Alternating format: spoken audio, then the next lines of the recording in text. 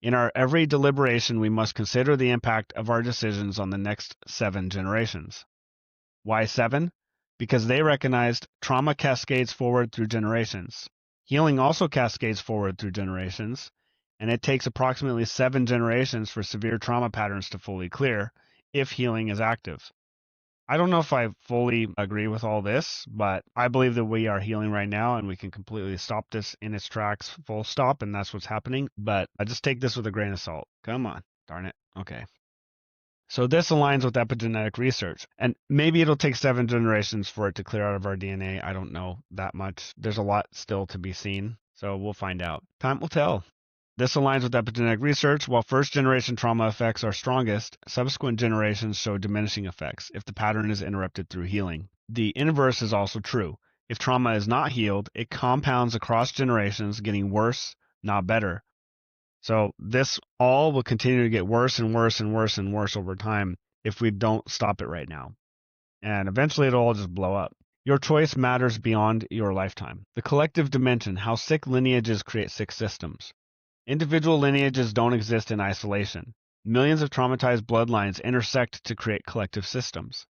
When the majority of humans in a society are operating from inherited voice patterns, fear-based from ancestral survival trauma, scarcity-driven from ancestral poverty and starvation, control-seeking from ancestral powerlessness and persecution, and disconnected from ancestral emotional shutdown. These individuals create systems that mirror the hijacking. So those are all the systems that we see today.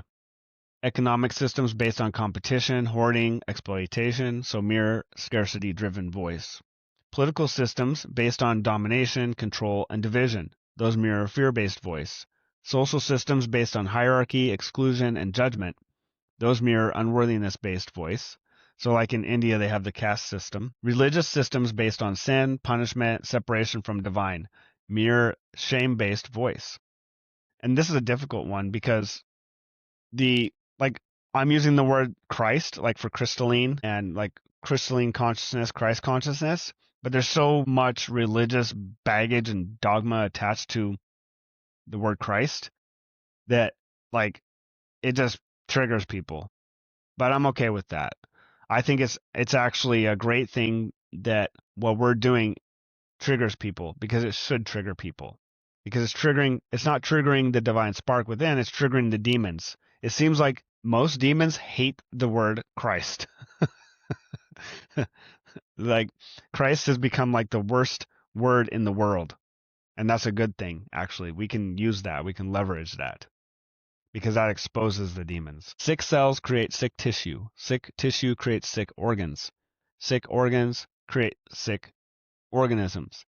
Hijacked humans create hijacked families. Hijacked families create hijacked cultures. Hijacked cultures create hijacked civilizations. Yes, hijacked systems fractal out because everything's fractal. This is the collective feedback loop we'll explore in the next section. Breaking the chain, the great responsibility. You didn't choose to inherit the hijacking. Your ancestors didn't consciously choose to pass it down, but you can choose to stop transmitting it. Welcome, Melko Byrne. Every time you recognize the voice as not you, you disidentify or return to operator consciousness, presence, awareness, divine listening, and you refuse to operate from inherited fear patterns, you break the script, and choose love over the voice's fear, allow divine flow, you are healing your lineage backward and forward. Your great-great-grandmother who endured horrors she couldn't process, you're healing her when you process the inherited patterns she passed down.